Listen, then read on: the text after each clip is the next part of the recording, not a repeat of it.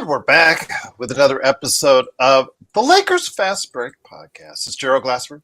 Thanks so much again for joining us. It's Gerald Glassford again, coming to you from the Lakers Fast Break Pop Culture Cosmos, where we cover the latest news and trends in pop culture each and every week, twice a week, wherever you get your podcasts. I put up a show a little early for those looking for the weekend show. The Multiverse is now up, where we talk about Claire Obscure Expedition 33 on the Xbox, the Oblivion remastered and how everybody's playing it, and Switch 2 and more. So go ahead and check it out as we talk video games on the latest Pop Culture Cosmos. Indeed, Stone Hansen is here at report_court. Please follow him there, and also the Upside Swings NBA Draft Podcast. Go ahead and check him out and all the great work that he's doing on the NBA Draft.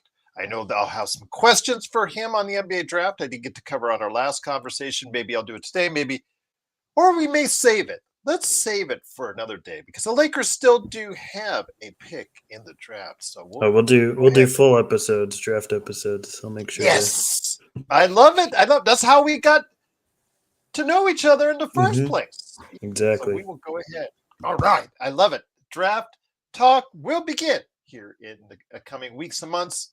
Stone Hansen, and right here at the Lakers Fast Break Podcast. But make sure you follow him at report_ on Twitter. He's on Blue Sky and also as well Upside Swings NBA Draft Podcast as well. Joe Soro will be gracing us with his presence. Yay. So we'll go ahead and hear from here in a few minutes. But here today is, of course, first and foremost, of course, Stone Hansen. Stone, great to have you here. Unfortunately, the circumstances are not better. DBSH says time to get Cat or Nas Reed. I know that there's going to be a lot of things people are going to be asking for in the off season. A lot of things that we need to cover. I know that a lot of things we have to say about how it ended. First off, before we get into what's next, and before I get into what was said earlier today with all the beloved exit interviews the Lakers have, your thoughts on how it ended. I know you said you did not see this team going as far as what people would hope, even with the addition of Luka Doncic, and ultimately you were correct on that. But how did it end for you? Did it end the way you thought it would, or were there some mistakes that were preventable that cost the Lakers a chance to move on? Yeah, well, I did predict, I think, Lakers in 6 or 5. Obviously, I was wrong there. I don't like making predictions in the playoffs just because it's as predictable as March Madness. You never know what's going to happen. But clearly, I was wrong on that front. But I don't like making those predictions anyways, but there's, I think, a lot of short-sighted people when it comes to how this season ended with the Lakers. But to me, it was never, when they made the trade, it was never about going for it this season. If it happened, great. If something unforeseen happened and there was a spark there that they could build on, and they were able to really go for it, great, but I don't think that was the intended purpose of this trade. I think this trade was to set themselves up to build around somebody for the long term. Whether you think Luka is that or not, I still strongly do. But it was never about this season. So now that we will have a full summer and a full upcoming trade deadline to fix the roster issues, my hope is that they go much further this upcoming season. But I never expected this team to really make the finals, let alone win them. It's just not a team. It's not a team that is really possible to do that with when you don't have a center and you really only have 2 positive NBA defenders on your team.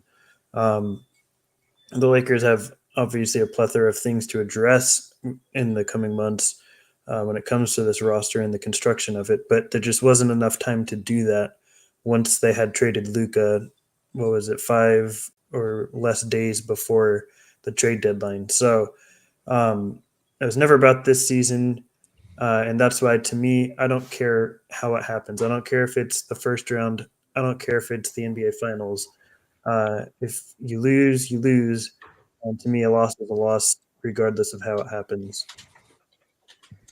Once again, it is Stone Hansen, along with me, Gerald Glassford. Thanks again for watching and listening. Truly appreciate it. And also here today, a guy who's had some time to reflect on the season end. And again, before I go into what was said earlier today on those beloved exit interviews for the Lakers, it's a good man indeed. You got to go ahead and check him out today on the Joe Soro channel and also the Joe Soro Experiment, plus also as well his Experiment channel on Playback.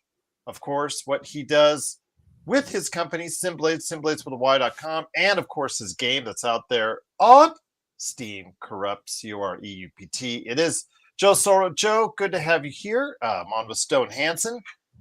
Stone wanted to come on, wanted to share his thoughts about what happened with the team and where it needs to go to next. And before I go into the diatribe that Rob, JJ, and others said during today, which, we can go ahead and just say it's window dressing, because what they say and what happens may be two different things during the off season.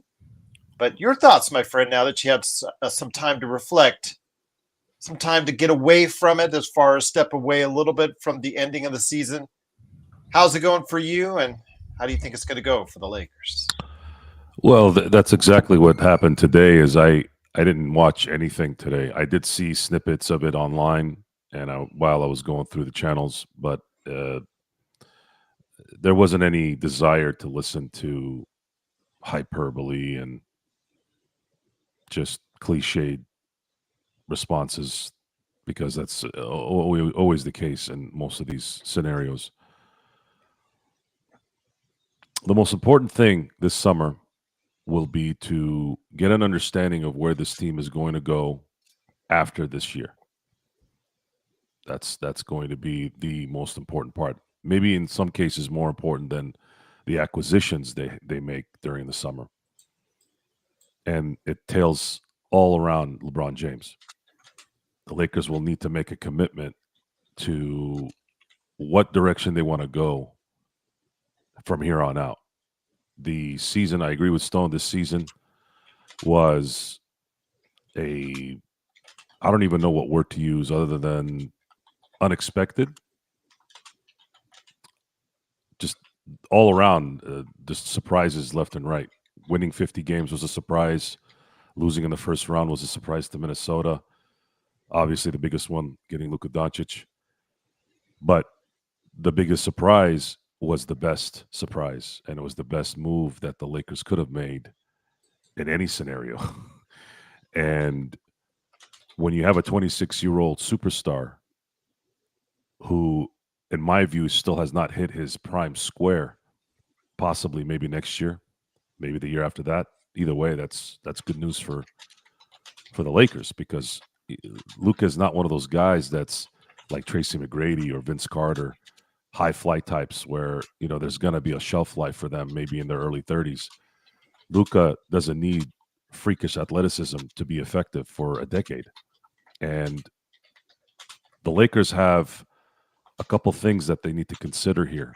And one of those considerations is what's going to happen at the end of this season. Are the Celtics going to go up 2 in championships? That's the only thing scaring me right now. If that happens, then this thing needs to get even more. It's more important. It's even more important at that point to get this ball rolling, so you can start winning championships, not just one championship.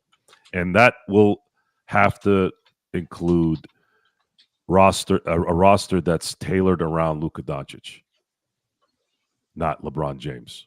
LeBron James, as far as I'm concerned, is not really even a secondary guy. I believe he should retire. I'm not enamored. I'm not enamored with his stats. Everybody has stats that can play ball. Whether they're doing it at 40, whether they're doing it at 30, I don't really care. I really don't. I saw Karl Malone and John Stockton play into their 40s as well. 39 and 40, actually. That's great. Congratulations. Stockton has the most assists of all time. unlikely to ever see that broken. He's got the most steals of all time. Congratulations. Do people even really remember that? No, they don't. And those are two of the five most popular statistics in basketball. And no one remembers John Stockton and whether he had more steals or more assists in the NBA, other than maybe basketball heads like us talking about it. That's it. In the end, this is about winning championships. In the end, this is about the Lakers. Thank you, LeBron James, for coming to the Lakers. I'm not in any way upset that he was here. We saw some great basketball, and there was a championship there, and that's good. That's great. But it's time to change. It's time to go, because when you can't close games, regular season, especially in the playoffs, that to me is the sign that you're done. That's a sign that LeBron James doesn't have enough juice to finish the games. Now, he was a little hazy at the end of games anyways when he was in his prime, but now it's even worse. You guys saw the statistic I set just a few moments ago, right, Gerald? On our chat. Yes. That was a telling stat for all 5 games. There were games where he scored 0 points in the fourth quarter. The Lakers cannot afford to be paying somebody $50 million to get 0 points in the fourth quarter on the road when you were up 10. That's not all-time great stuff. I don't care how old he is. See, that's the point too here, right? You can't have it both ways. Oh my God, he's 40 and he's getting these stats, and then when it matters, the stuff that matters, he's not executing. And all of a sudden now it's like, well, he's 40. Well, you can't have it both ways, folks. You can't. So I went in a little bit more detail on this because I feel like we're not talking about the games anymore. Now it's over. Now it's day one of time to get this thing going. Time to get this thing going. If you keep LeBron James further than the 2026 season, you are now handicapping not only the Luka, you're handicapping any chance of the Lakers competing for titles in that window. And that has to be decided, and that has to be decided decisively. If you're afraid of LeBron James, which I don't think they are, I don't think they would have made that trade for Luka by not telling LeBron if they really cared about LeBron at that moment. That's my thing, because I have a hard time believing that he knew, because I'm pretty positive that Rich Paul and Maverick Carter would have leaked it. 3 weeks. We're talking about 3 weeks. We're not talking about 3 hours or 3 days. Those guys would have leaked it, because I know that they're probably those kind of guys. So I think I might be wrong, but I think they did this. They made it happen, and I think they need to continue that mindset the rest of the way. So still, good. I'm sorry. Go ahead. You're fine. There's a lot to work with there, and there's a lot to get to in terms of how we build this team around Luka. And I actually do agree with Joe that retirement is the best option for LeBron, or more specifically for the Lakers. But to address quickly, there's definitely, I've seen people questioning whether Luka is the player to build around. And to me, that's insane. But he didn't have the best performance in the playoffs, but a few factors that are unique, I would say, are the fact that he came off of the longest injury in his professional career in the last decade, and then he was dealt has to deal with a lot of mental turmoil, going to a new team in the way that it happened, and then he has to figure out how to move his entire life and family to an entirely new place and fit in. Not to excuse the fact that there were poor performances, and I don't think he really ever got healthy after that injury this season. I think a full off season of hopefully not playing basketball for Serbia or for Slovenia will improve his health, and maybe a full off season of rest and eventually practice will help him get into shape and feel like he did pre-injury. But I think that injury is being overlooked as this is the longest stretch in a decade that he hasn't played basketball. That's significant. But so that said, I do think Luka is who we need to build around the roster around. The question, as Joe kind of said, is how do we do that? And obviously we'll get to that. But I do want to say too, I agree with LeBron retiring. I don't think it'll happen this year. I don't. I would like it to. I think that would be what is best for the Lakers, and that's the perspective I'm favoring most here because I'm a Lakers fan. But for LeBron, I think another year of that contract is going to be hard to give up, and it's just going to be really difficult to do. But I think that the Lakers need to give LeBron somewhat of an ultimatum of give us a timeline so we know what to do from here versus this play it year by year type thing.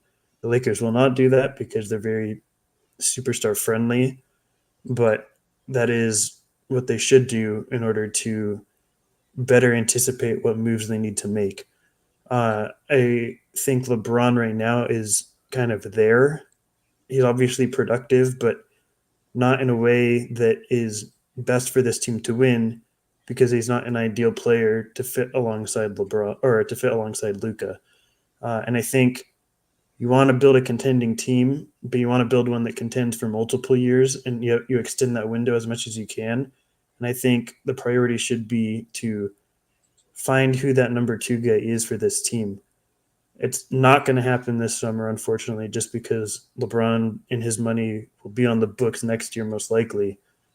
But I think that is moving forward what the Lakers should have their eyes set on first and foremost, because finding the idealistic pairing alongside Luca to set yourself up for multiple years, I think, is the fastest way to getting towards a championship.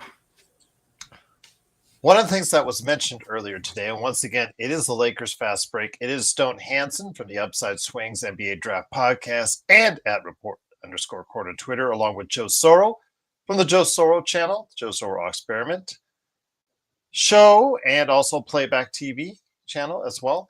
I want to go ahead and mention here that during the course of the exit interviews, one of the things that was mentioned, Joe, was that Rob Pelinka, in their exit interviews with Rob and JJ doing the most of the talking anyways, said he has total faith in Austin, Luka, and LeBron as the pillars of this organization, end quote. I do not share that total faith on 2/3 of that equation, to be exact. And although I don't share your guys' enthusiasm for LeBron being gone, because again, we talked about it last night. I'm not going to argue, guys. I agree with you. That's best option, but I don't think LeBron will choose that best option. Austin has to be the one that they think about as far as the weakest link in that pillar or the weakest part of that pillar, Joe, because of the fact we see now in this stage in the playoffs when it matters the most, his spotty performances during the course of the past 3 seasons, some of it good, most of it not quite as good as we hoped, just tells me that there's probably a better way forward, probably not with him as your number 3. And in doing so, the fact is you'll have to commit a lot of money to him in the summer of 2026. Of course, the Lakers, the way he sounds like the Lakers will probably offer him an extension. He'll probably turn it down, thus giving the Lakers even more incentive to go ahead and try and find a deal a little bit later on. But this summer, I believe his value will be at its highest, and the Lakers should take advantage of that by bringing back players who might be a better fit around Luka and, dare I say it, LeBron James. Go ahead, Joe. That doesn't mean anything. It's how many times have we heard management or ownership support a coach or support a player, and that's usually the precursor of a firing or a trade. I don't want to interrupt too much, but the only person that lies more than a weatherman is a GM or a coach or a owner during an exit interview. That's the only time. That's nobody lies more than that. And you weren't interrupting, Stone. You can interrupt when you say things like that because it fits now the next part of my discussion even better. No one is blind here. Deep down, LeBron knows. No one's going to know more than LeBron. And this is 3 playoffs in a row where Austin Reeves is being marginalized correctly because he cannot perform at this level. And he's not the first and he won't be the last. It's not due to not being able to not trying. It's due to the fact that this roster is not really set up for his skill set in these scenarios. And this narrative, this continued narrative that the reason why the Lakers are losing is because Luka keeps getting blown by. When no one is behind a guard that can protect the guard, protect the perimeter guys, doesn't matter if you're really good on defense or not. It's not going to be an easy task. And the Lakers don't have a single big who can protect the paint or rebound. I want you to hear that again. An NBA team, the Lakers, don't have one single big man that can rebound or protect the rim. How are you supposed to win in the NBA if you don't have that, especially in the playoffs? And you saw what Rudy Gobert was doing last night. It was like he was standing there by himself. And you want to turn a rose into a lily? By all means, go ahead and give me an option on what the Lakers can do in turning Luka into Gary Payton. The answer to that is not. It's never going to happen because that's impossible. It's not going to happen. He'll never turn into Gary Payton. So what you do is you build a team around his talents, and you make sure that he has a couple dogs behind him, and then he'll take care of the rest. That's the kind of player he is. I didn't vote for him to be a 5-time first All NBA player. So what exactly do you want this guy to be? An MVP every year? I think it's coming. It's gonna be the norm.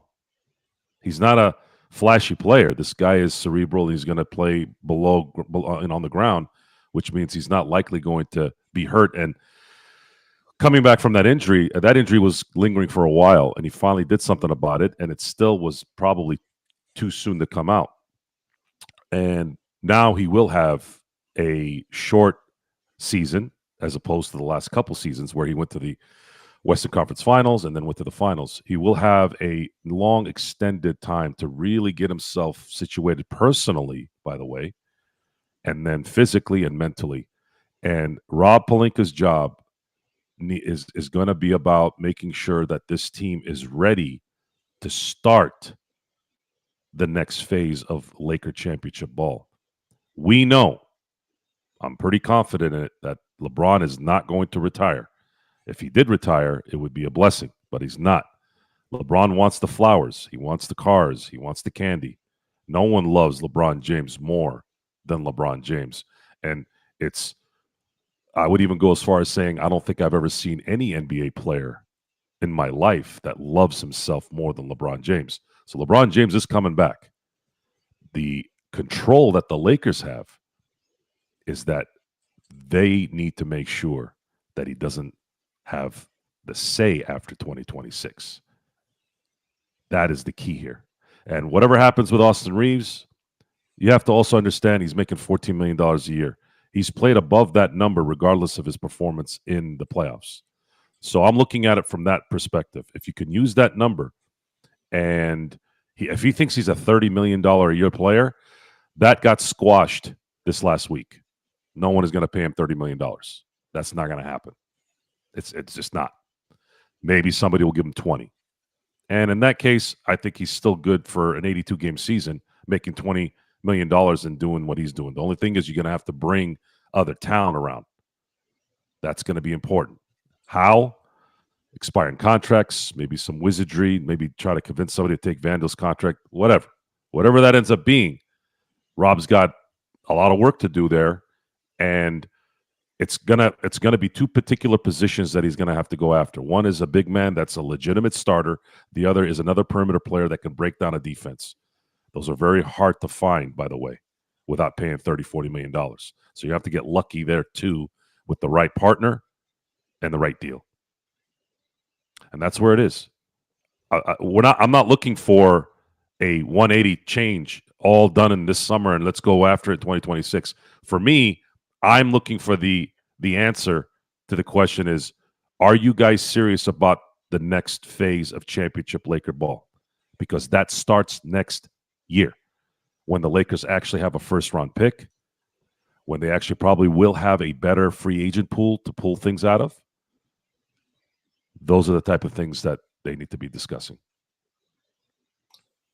Stone, let me bring you back in here. During the course of this exit meeting with JJ Redick and also as well Rob Pelinka, I will say that JJ said that the roster must get into championship shape during the offseason. Pelinka says an offseason priority is solidifying the defensive core at the wing position and also as a priority, the center position. If you were in that position in El Segundo, as I put you there before many times, Joe and I have been kicked out of the UCLA Health Center by now. I just want to let you know why you're there in the boardroom. But if you're there in the boardroom and you're sitting down with your scouts, your assistants, and everybody responsible for the player movement going forward, where would you go? Where would you start? And what assets would you be able to utilize for going forward? Yeah, so I think the first thing to start with is Reeves, and I have a little bit of varying thoughts, but I understand what you guys are saying too. Where for me, this was the absolute worst matchup for Reeves, first of all, in the playoffs. Like, and yes, if you're the third option, you have to overcome that to a degree. This is like facing Nickeil Alexander-Walker and Jaden McDaniels is as much of a kryptonite as you will find in terms of the type of player defending Austin Reeves. And I think it was just he was never going to be the regular season Austin Reeves that we had seen, but you wanted definitely to see more than we did. I will say too that it's difficult because there's two different goals, right? If the goal is to win 2026 and go for it, or set yourself up post 2026, I think that changes how hard you look to trade Austin Reeves. Because if the goal is 2026, I think you're really going to struggle to find someone of similar value that, at least on offense, that Austin Reeves brings and fits between Luka and LeBron. It's going to be really difficult to find someone at that price point that brings that sort of offensive value and secondary ball handling or tertiary ball handling in either way that Reeves does in between those two. But if the goal is to set yourself beyond LeBron, I think you have to look at moving Reeves because he's your most valuable asset, and by far. And I think that he's the one guy that you attach a pick to, you attach Ree to, you can get someone of, maybe all-star caliber or near that. Or how about filling up several spots or 3-4 spots and getting a deeper roster instead?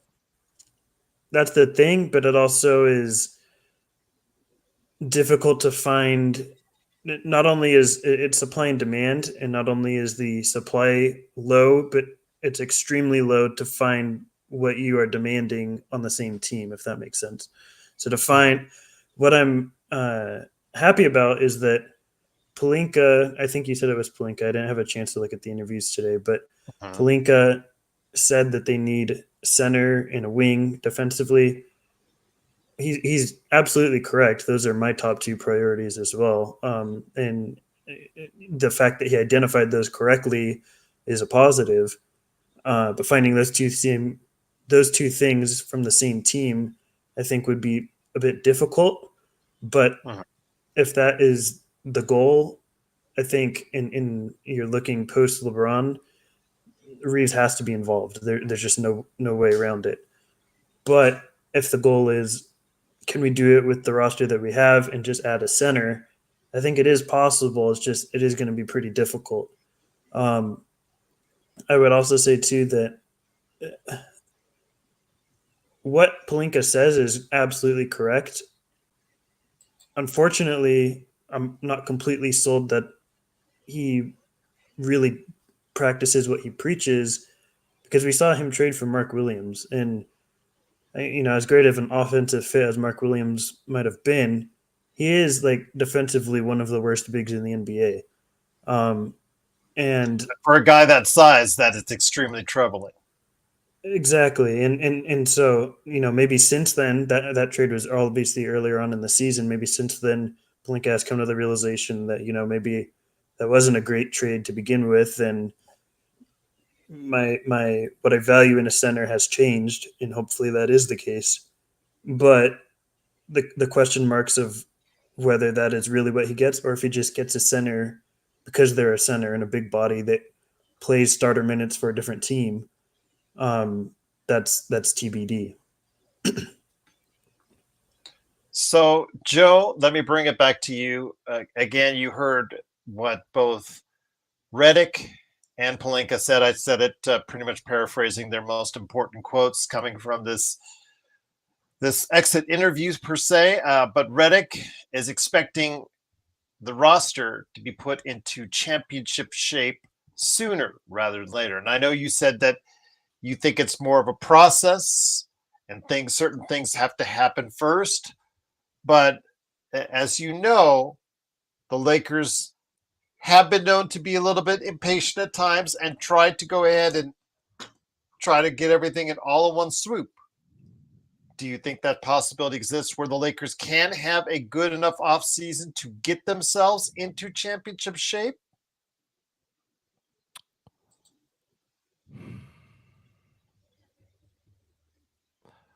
Probably not. Not likely. Not with LeBron on the team and being an integral part of it. He's just can't close games, and I don't see how another year is going to change that. And that's the reality of it. The Lakers have to probably understand that this next year is going to be a dud, because another dud, competitive, entertaining. They'll win games. Maybe they'll get a high seed. Who knows? But LeBron James is slowly becoming the greatest stat patter I've seen in sports. This is all he's done, is stat pad at this point. Because he's given, if you eliminate his name from him being the player, right? His name is Jim Smith, and he's doing well in the regular season, but he's horrible in the playoffs. He's Austin Reeves. Everyone's killing Austin Reeves right now, right? Well, what's the difference between Austin Reeves and LeBron James right now? You all attack, and everybody has the same response. This is probably why I get irritated on the show, because I know where I may have taken a little bit of a vacation today, but I hear everything.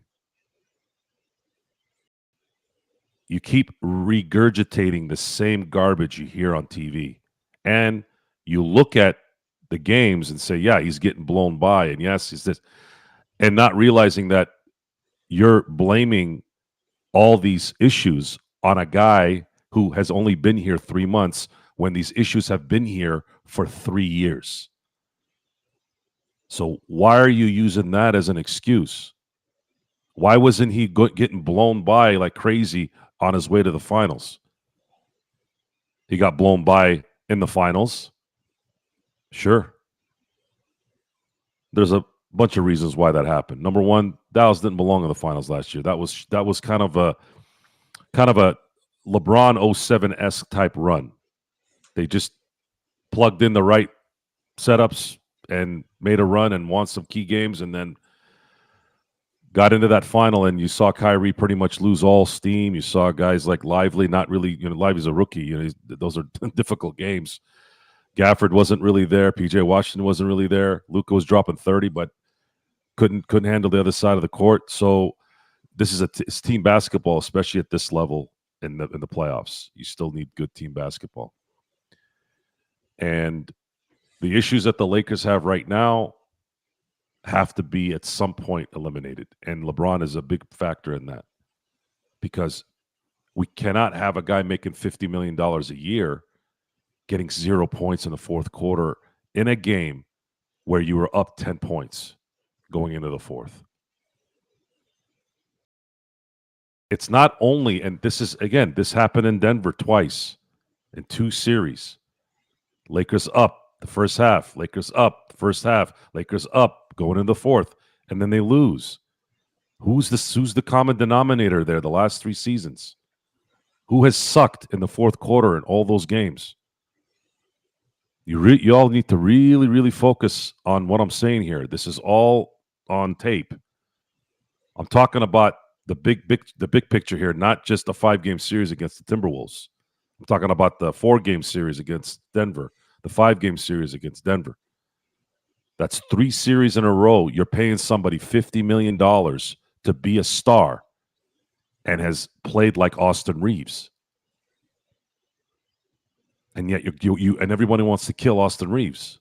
It's hypocrisy. It's total hypocrisy. Just think of LeBron as Jim Smith, and I guarantee you'll start saying, you know what? There's a point there. Sorry, it's what's going on. I wish it was different. It's not. And this is a player that has had this tag his entire career. It's just that he was able to get away with it a few times because he's that damn talented. But there's that 5.5% that only a few players that I've ever seen have when it really matters at the tightest moment that they come through when they probably shouldn't have won. I'll use this example. I don't believe the Lakers should have won Game 7 in 2010. They didn't play well enough. Even with KG saying we couldn't make a shot because we could barely move.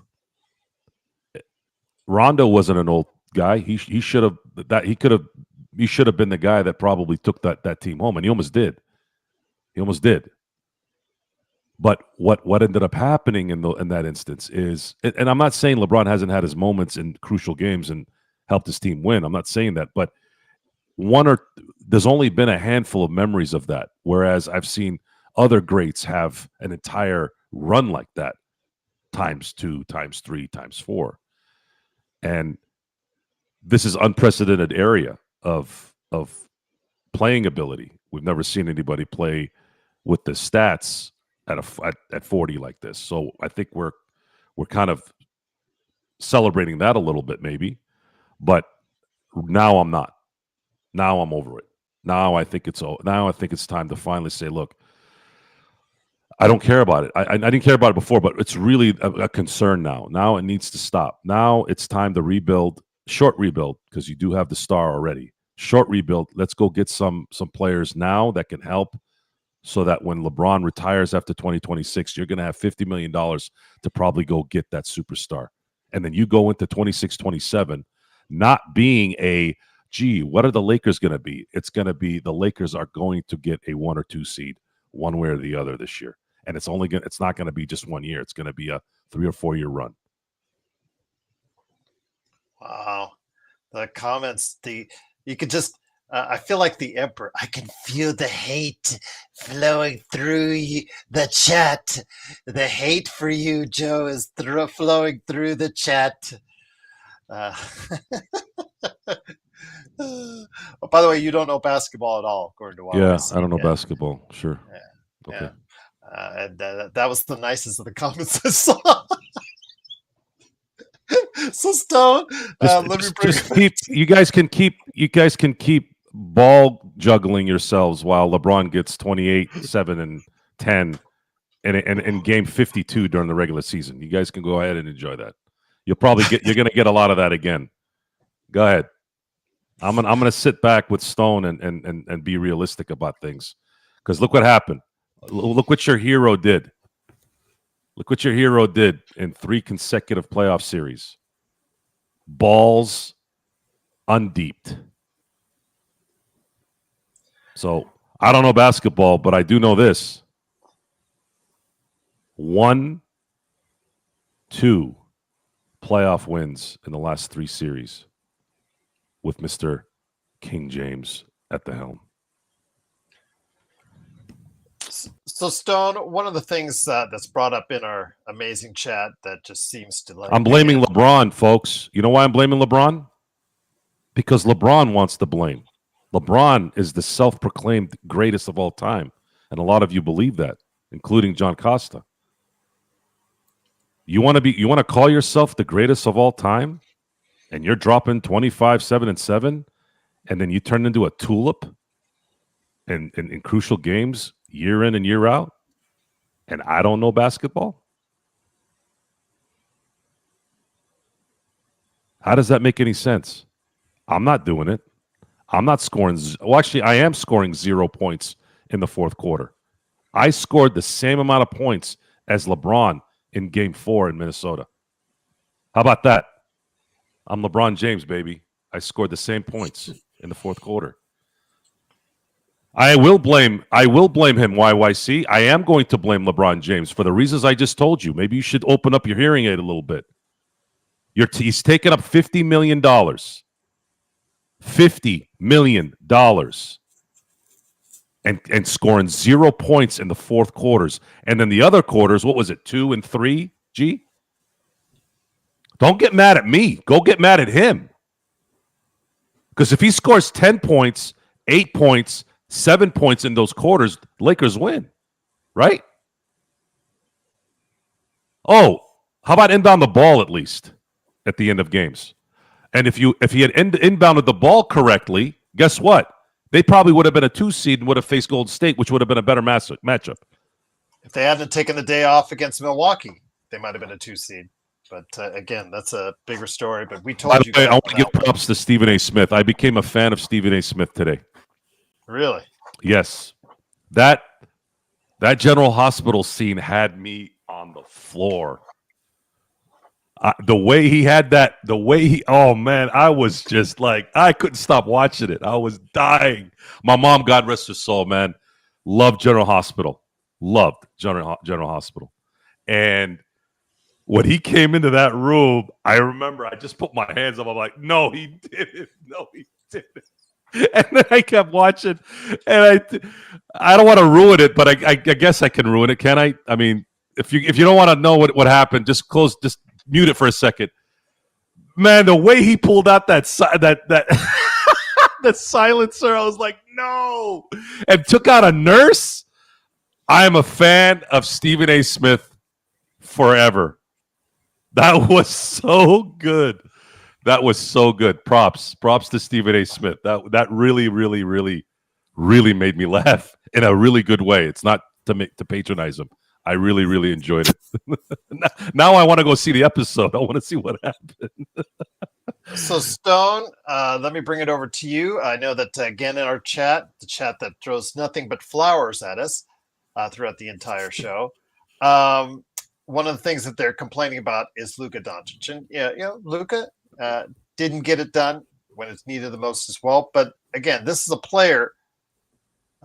If we get him the right people around him, he can take this team, I believe, to a much higher level that would satisfy most, not all, because that's always just going to flow their hate regardless. But I believe that that's going to be the case.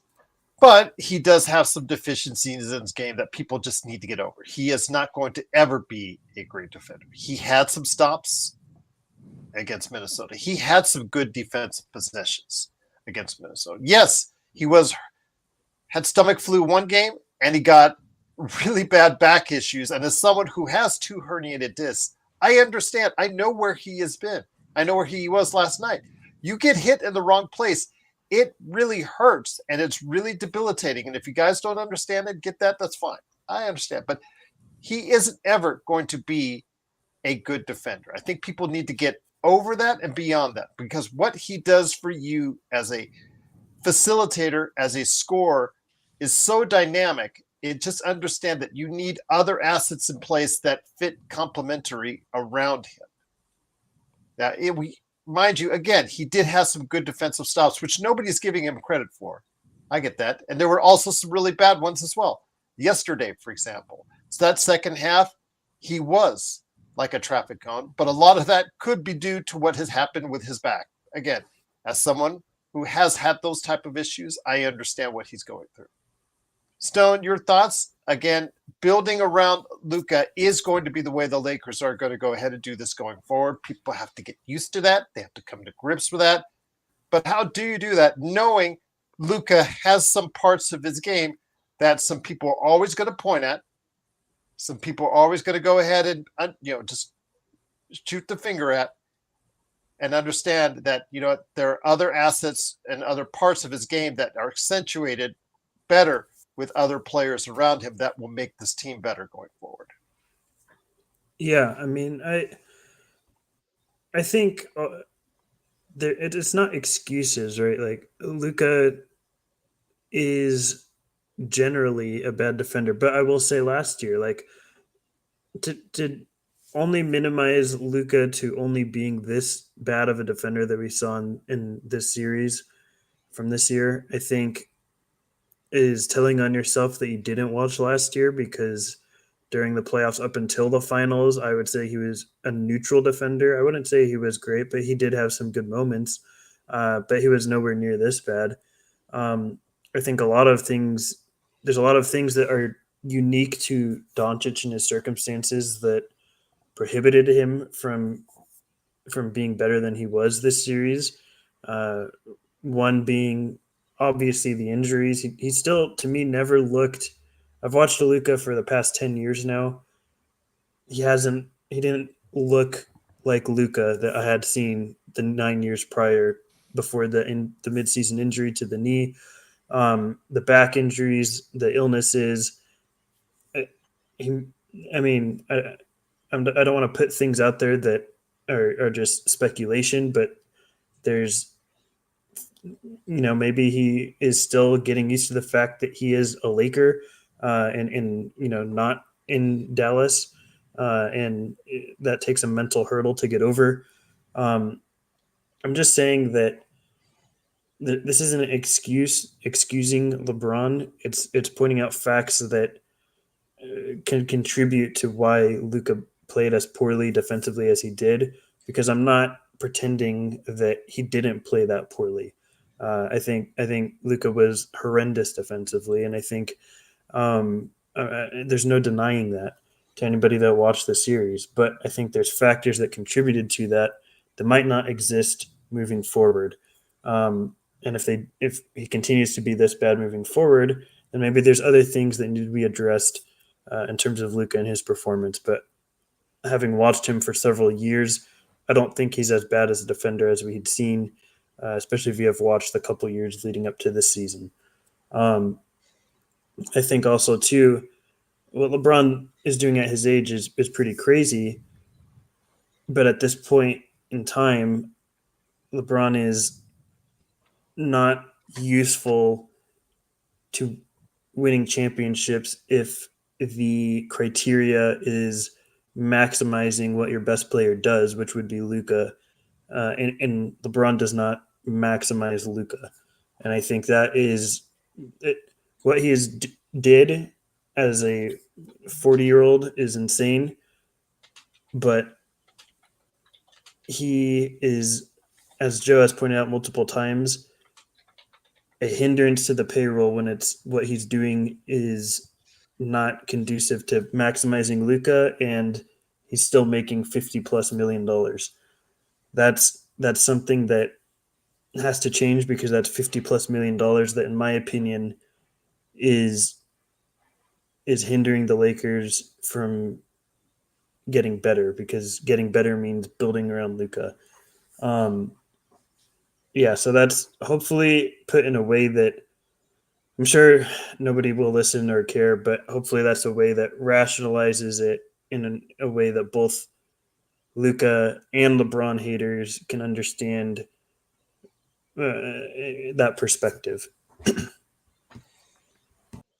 Once again, it is, of course, Stone Hansen, along with Joe Sower and me, Joe Glassford. Thanks again for watching this thing. Joe, Austin Reeves, again, somebody asked earlier. I don't think they heard what we talked about earlier in the show in regards to Austin Reeves. But one of the things with, and I'm not letting JJ off the hook on this, is all season long, I noted that with JJ's switching defense, it was always a problem where a guard, most likely the candidate would be Austin Reeves, gets caught with a big man who would take advantage of that more times than not. And we saw that several times yesterday come to fruition. Either JJ is going to change his scheme, or you got to change the player that's guarding that individual. And in this age of where everything has to switch and switch and switch until you find and fish out the weakest part of the defense. Everybody talks about Luca, and Luca did have his bad defensive possessions. No doubt about it. He had some good ones earlier in the series, didn't have some good ones in yesterday's game. But more on that was Austin Reeves constantly getting put into a position where he had to be guarding Rudy Gobert. And this is something, again, I told you that we've addressed all season as far as it happening over and over again. So you either change, or you ask the coach to change his philosophy on defense, which I'm not sure that's going to happen, or you change the player, because if he's not getting it done for you to the extent you need to, Joe, on either side of the ball, some changes are going to have to be made. The talent wasn't enough. JJ took a chance, and it's one of those chances in Game 4 where he would have been a genius if it worked, and if it didn't, he'd be an idiot. Those things happen all the time. The Lakers don't have a power forward, really. I know DFS kind of masks as one. Rui is playing one. LeBron is playing one, but they're not really power forward rebounding types, and definitely didn't have one single center that you could warrant as a starter. Hell, Jackson Hayes, as much as I think he's outplayed his contract in the last 2 years, he was barely a backup until Luka got there, and then he became a legitimate backup because of the fact that he can pick and roll and get to the basket in parts of the regular season. But in the playoffs, he's not useful. There's too much focus on that, too much homework on that during the playoffs. So there's not a lot of talent available, and the Giannis information coming out is so stupid, because he was walking in LA today. So the Lakers don't have enough money to trade for him, and there's not enough assets to send to Milwaukee. Milwaukee's going to likely want something more. I just don't think a trade like Luka is going to happen again. I would be in shock. I guess I could be wrong, but I don't see it happening. My look on this is let things play out, try to improve the team, try to do something in 2026, because we all know LeBron is not opting. We know LeBron is not going to retire this summer, but do your best to get a couple of really important players, hopefully maybe 3, and then let's see if some luck can go on their side and they can make a run next year. But after next year is really what I'm looking at. I think it's more than just the money. Actually, it's more than just LeBron James. It's kind of like, it reminds me of the Steve Young, Joe Montana thing. You just have to to end it. Everyone knew Joe Montana could still play.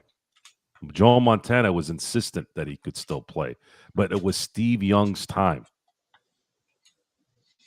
I know a lot of you probably don't know what the hell I'm talking about, but there was a moment where Joe Montana was for a decade, the man, won 4 Super Bowls, threw 11 touchdown passes, no interceptions, was God. Before Brady was the number one quarterback of all time. People were pretty much calling him the number one, right? And there was a moment where he got hurt in 1990 in the playoffs, and he didn't play for almost 2 years. And Steve Young was waiting in the wings, and it was time to make that decision. Same thing happened with Brett Favre and Aaron Rodgers. At some point, sitting for 3 years, and you pick this guy in the first round, you got to use him. And you got to get rid of what was before, even if that player can still play. No, it's not a bad comparison, Joker. I'm trying to make it make sense that the atmosphere needs to change. LeBron needs to go. LeBron controls planets. And that needs to go. It needs to be now the next phase. And you can't do that with LeBron there. And LeBron isn't finishing. I want you guys to listen to this one more time. LeBron isn't finishing games.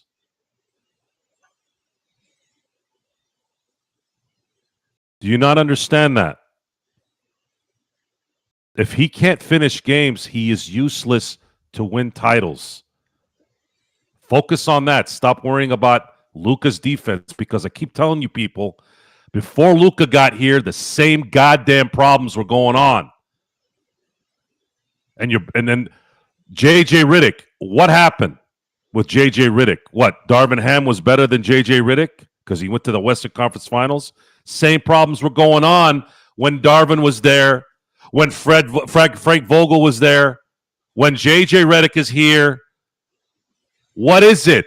AD is gone. Same shit was going on when AD was here and after AD left. What is the common denominator? No, it's not dumb, Sharon. It's not dumb.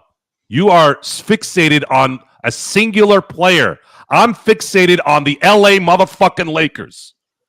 I don't give a shit about LeBron's legacy or his 25-5 games. I don't give a fuck. Because look what happened yesterday. They got beat as a 3 seed. They lost 2 games at home. They got their ass whooped at home in game 1. And you want to sit there and keep telling me I don't know fucking basketball and I am a hater of LeBron James when that motherfucker can't score more than 3 points in the 4th fucking quarter in a playoff series. Don't tell me I don't know fucking basketball, because it's right there in your face. If you're going to go. Go look at his posters and go watch him do funny commercials. I don't give a fuck about that shit. Okay? I don't care about any of it. I want the Lakers to win.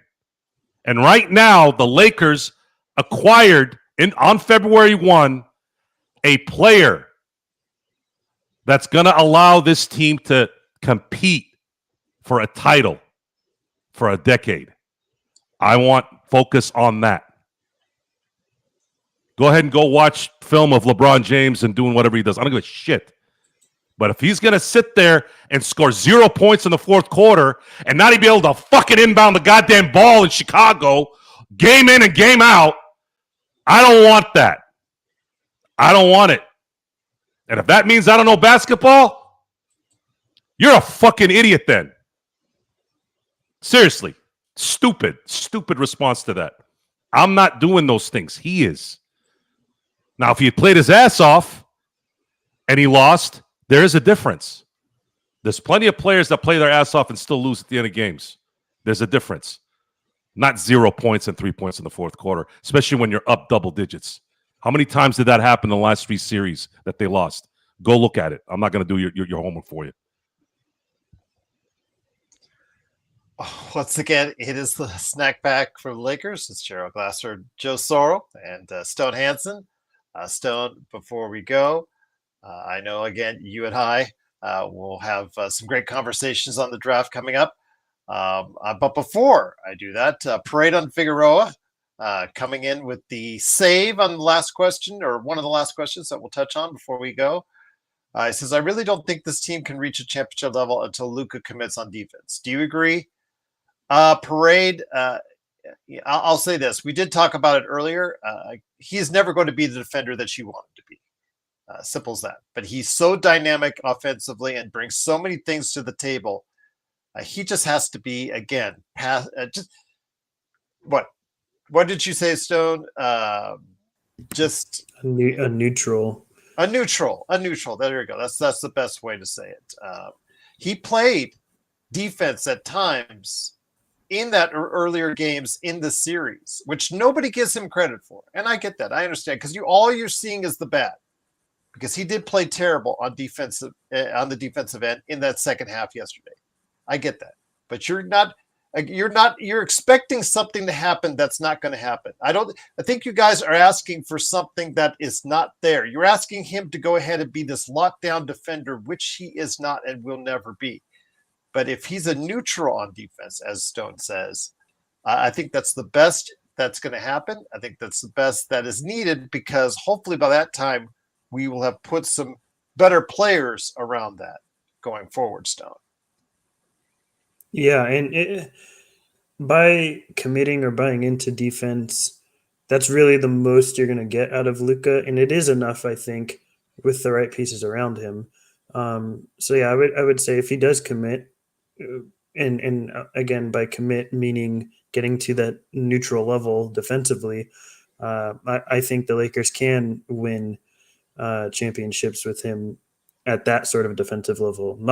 I would say it'd be extremely difficult. Nothing's impossible, but it'd be extremely very difficult for the Lakers to win if Luka were to continue giving performances on the defensive side of the ball like he did in that Timberwolves series. But like I said earlier, having watched him now for a decade, I think he's a better defender than what he showed in the Timberwolves series, and a lot of circumstantial things were going on around him that I think prohibited him from getting to that level. But that's not to say Luka is a good defender. But yeah, I mean, we'll get to draft stuff like you said, and at some point, I'm sure, like before free agency hits, we can get into some names maybe the Lakers might look at. But really, I just wanted to come on here and give some thoughts as to what the next steps are, sort of in a broader sense, and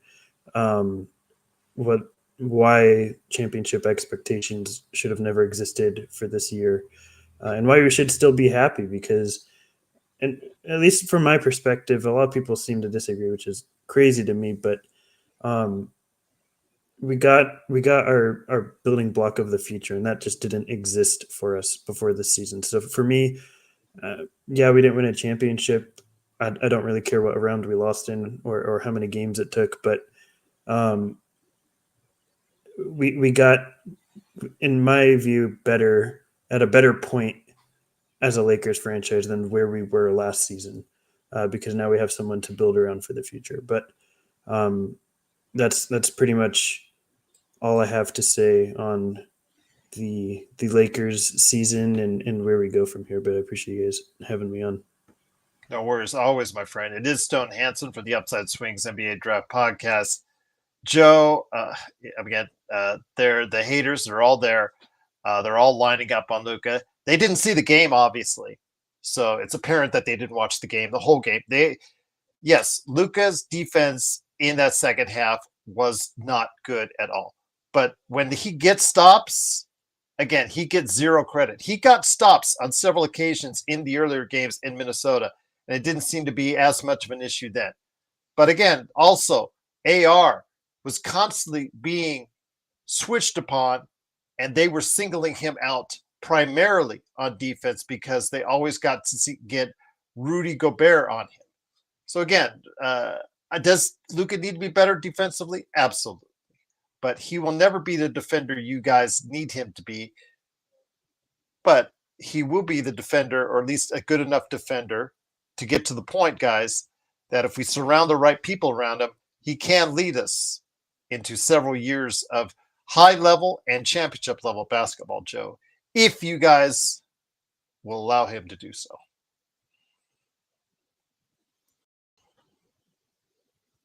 Having this discussion now is useless because we have to wait till November, December to really have this argument to work.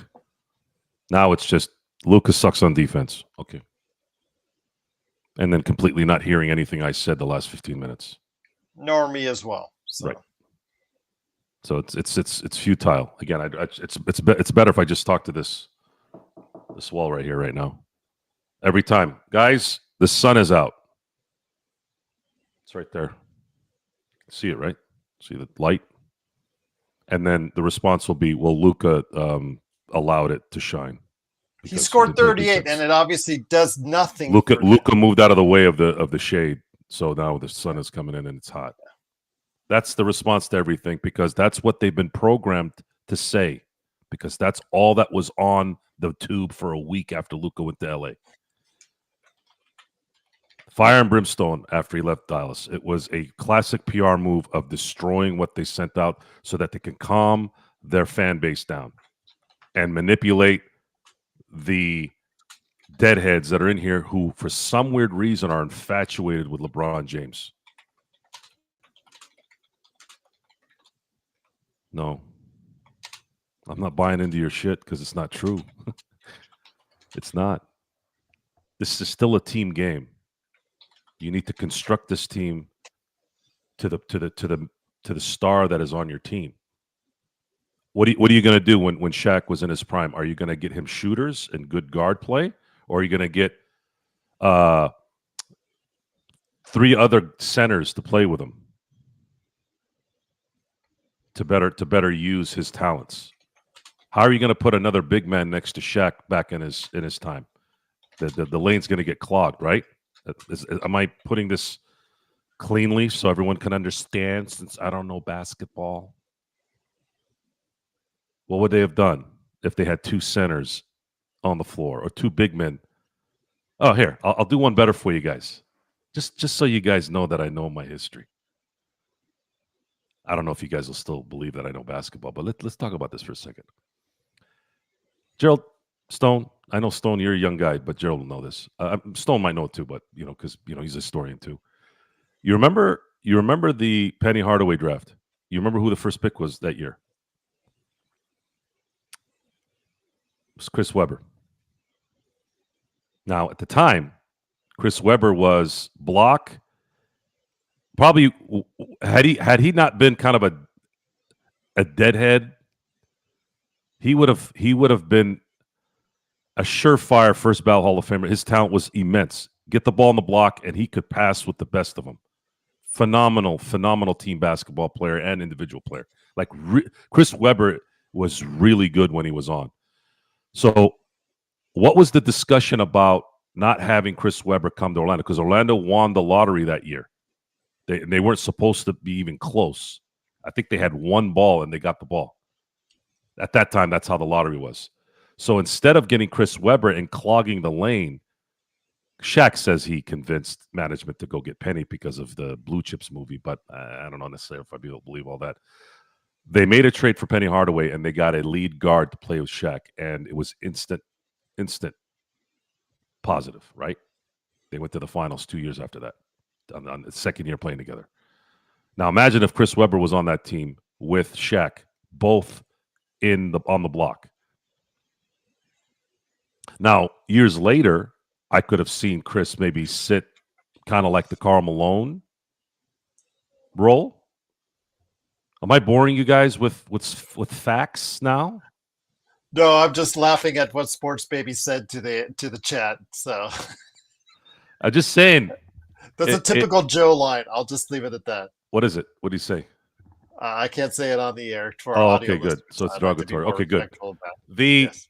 so when you want a championship team, you gotta build the team around your star. And right now, Luka is 14 years younger than LeBron James. 14. So keep fixing yourself on the defense. And I'm gonna wait. I'm gonna wait for this to subside because at some point it will. And then once this thing is figured out and that they're ready to go to the next era, that's when we're gonna really know what this is gonna be about. But it's gonna be a while. It's gonna be at least a couple of years probably. But they can start making some of us feel better by the decisions here in the next few weeks. Make sure that LeBron James is only playing through 2026. If they give him another 1+1, you're basically setting yourself up for more of what you saw the last 3 playoff series. And then you guys can come back on here and tell everybody we don't know anything while you're king. What is it? Hold on. I'm gonna read this out to you. You guys tell me if this is good. Game 1, 4 points in the fourth. Game 2, 6 points, shot 25% from the field, by the way. Game 3, scored 0 points in the last 5 minutes. Scored 0 points in Game 4 in the entire fourth quarter. And then Game 5, at home, 5 points, shooting 28%. But what about Luka's defense? What about Luka's defense? While every rebound was going their way. But what about Luka's defense? They were missing shots. No one was rebounding. So what does Luka's defense have to do with 400 offensive rebounds for Minnesota? Wouldn't that be a good defense? Because they made a miss, right? On the perimeter? Right? Die on that hill, guys. Keep dying on that hill. One thing some of you already know about me. It doesn't matter what you say. When I get hot because I want to get hot, because I like it. It's exciting for me. That's why I'm wearing red more now, because it matches. So keep bringing it, and I'll wear your motherfucking asses out. You will never beat me in that department, ever. Just don't say he said something. Just don't put words in my mouth. You can talk all the shit you want.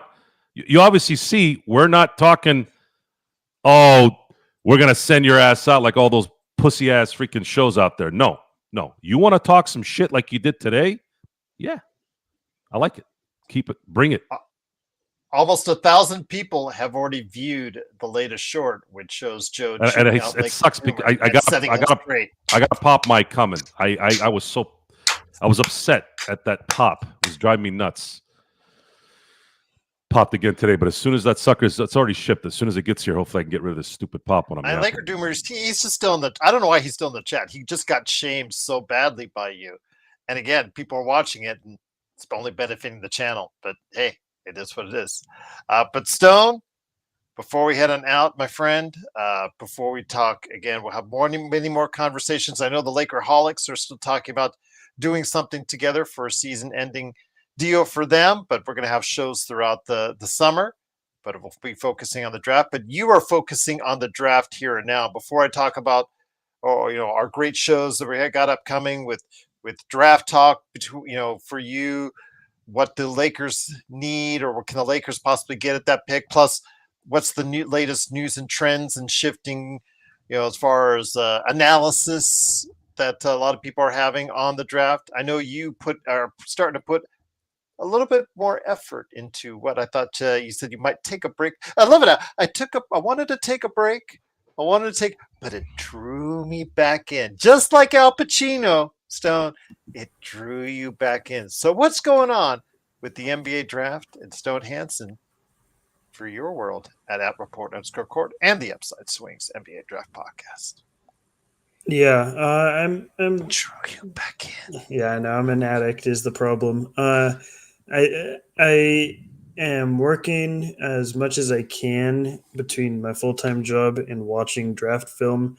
And because for me it's a slow burn, watch a lot of film before I sort of create an opinion on a player. I'm only at about 15 players right now, but my schedule is going to open up a bit this month, hopefully. So I'm going to try and round out to at least 60 guys. And as I watch them and as I create and develop those opinions, you could watch those thoughts come out in real time at report_court on Twitter. I'm also on Blue Sky. You can just search Stone Hansen and it'll pop up because there's not many of us. And then the Upside Swings podcast we're trying to do weekly, maybe more as we get closer to the draft. And we've covered a lot of names already. It's not for the faint of heart. It's definitely the I'm not trying to be biased, but I would say the most detailed draft podcast that you can get. And if you're into that sort of stuff, feel free to give us a listen. Hopefully you come away knowing more about a player than you did before you listened. It's kind of the goal. That's I think about it for me at the moment. I'm just trying to get through as many prospects as I can. I am so tempted to save this off for one of our conversations down the line, but I gotta ask because a lot of projections have them there, and I saw a little bit of tape on him. Speaking of the name Hansen, there's a gentleman coming out of the Far East, out of China, named Yang Hansen, 7-footer, has some skills that he brings to the table.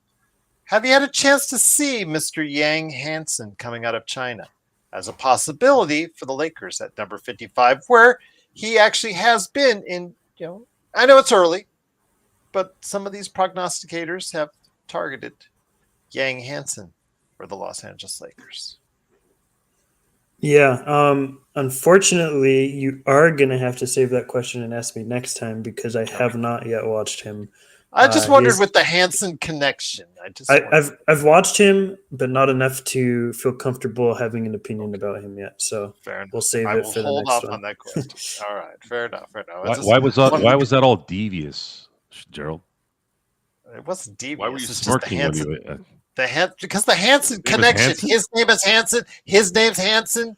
So, and he spells it correctly too. He has is it a Chinese guy named Hansen? Hansen Yang, yes. Oh, Hansen Yang, not Yang Hansen.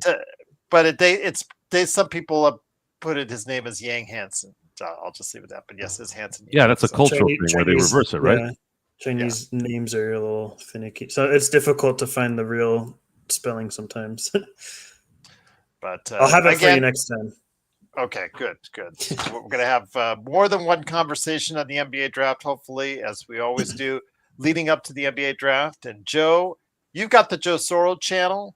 We've got both our playback channels, by the way. Mine is still up and running with the NBA playoffs as the Detroit Pistons look like with about 7 minutes left. They're not going to be able to get it done, and New York is going to move on, possibly, although it's only down 7, but we'll see. I've got the game on. Over. Yeah, the show's gonna be more geared towards the experiment instead of my name in front of it.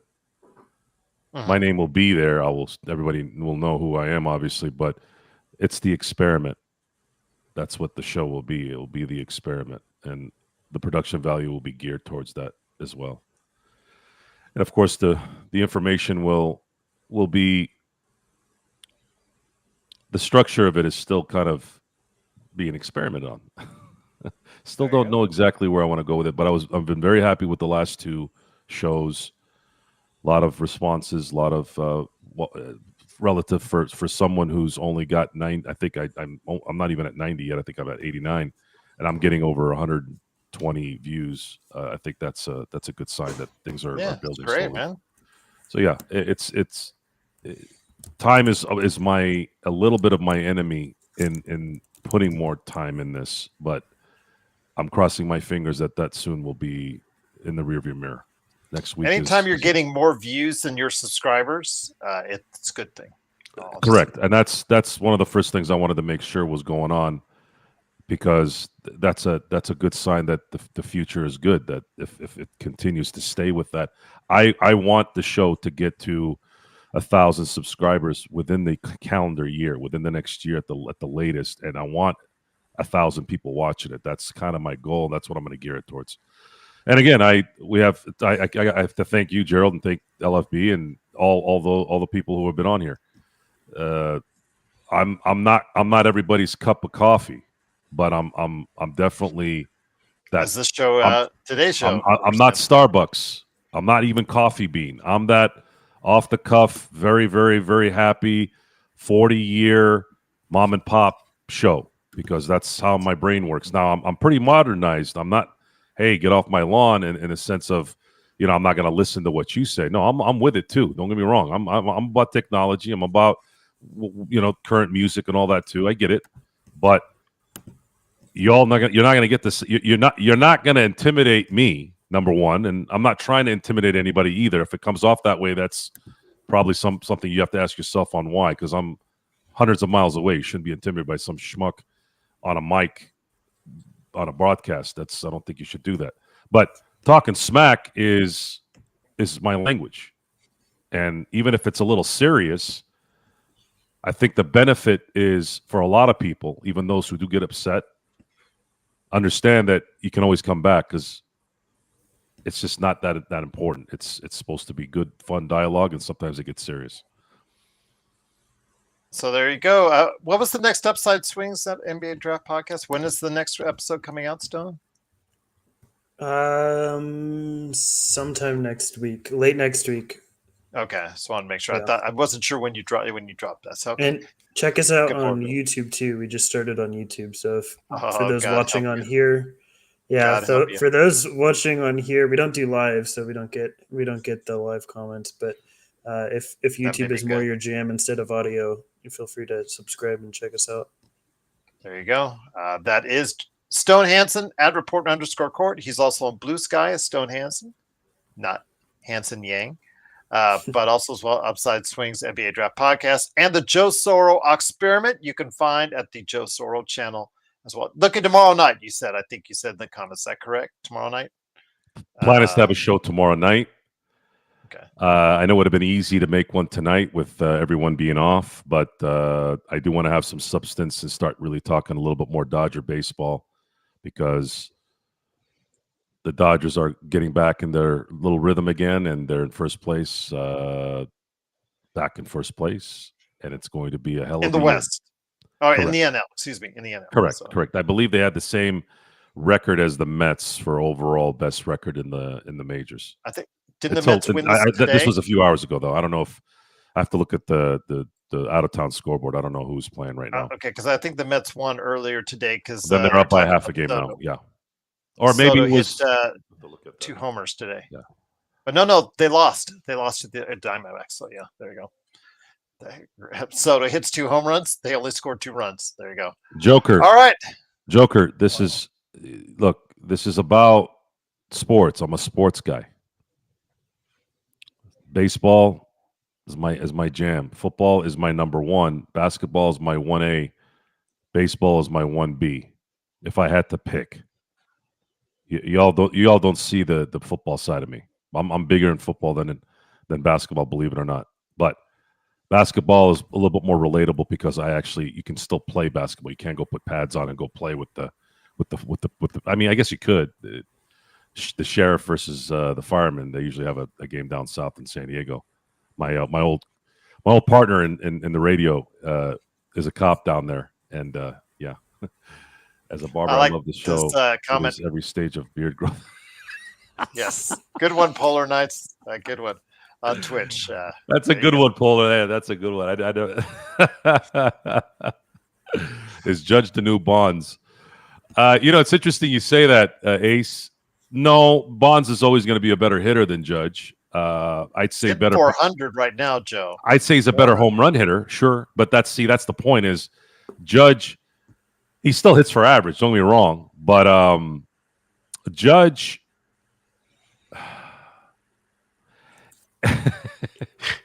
I wish you'd asked me this on my show. I could go into it for about 20 minutes. I have a friend who's close with Barry, so I have to be a good boy here. But we're never going to really know the sample size enough, even though there is a good one. Like Bonds between 87 and 98, if he had retired in 1998, would have been a first ballot Hall of Famer in 2003. Because he was already a 3-time NL MVP, right?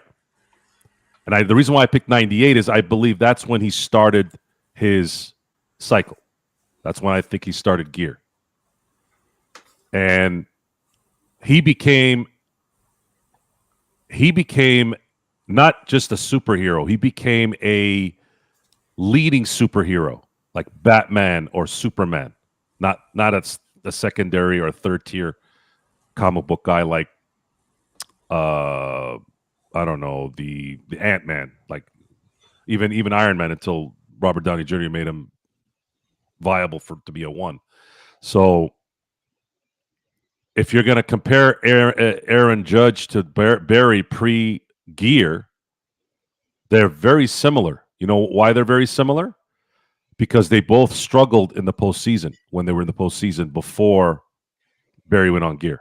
And they were really good in the regular season. So you might not be far off.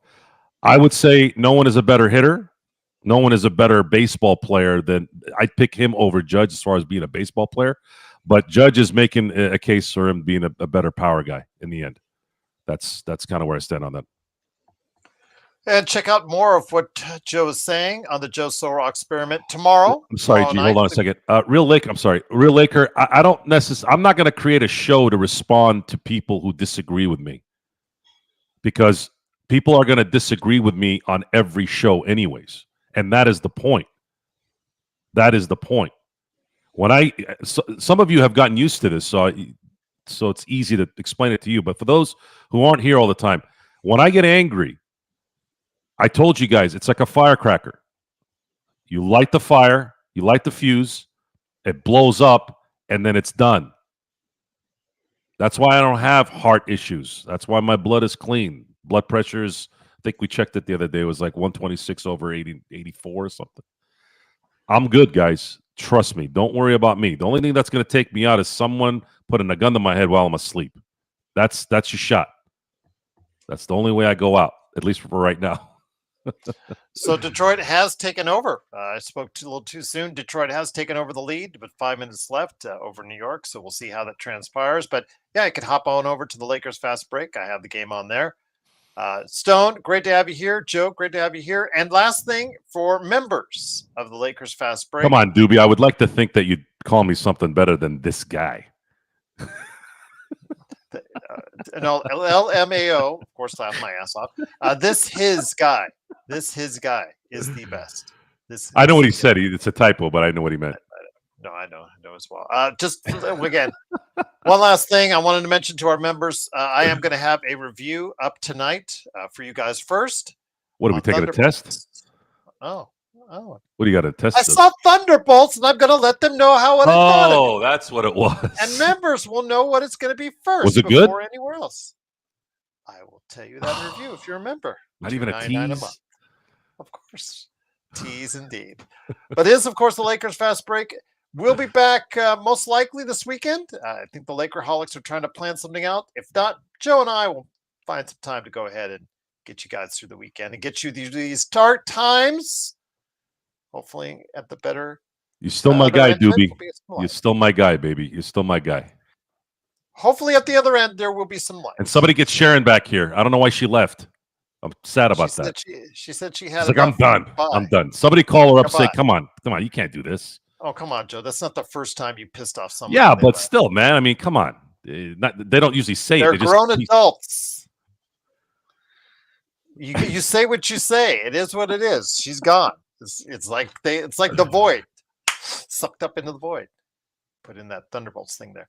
All right. Thanks so much again for joining us. We'll be back soon. We promise. We'll keep in touch. We'll keep close to you. We'll keep you updated on the NBA, the NBA draft, and more right here at the Lakers Fast Break Podcast. I'm not going to play that video like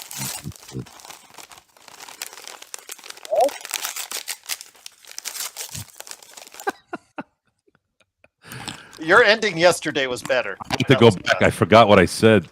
That was classic.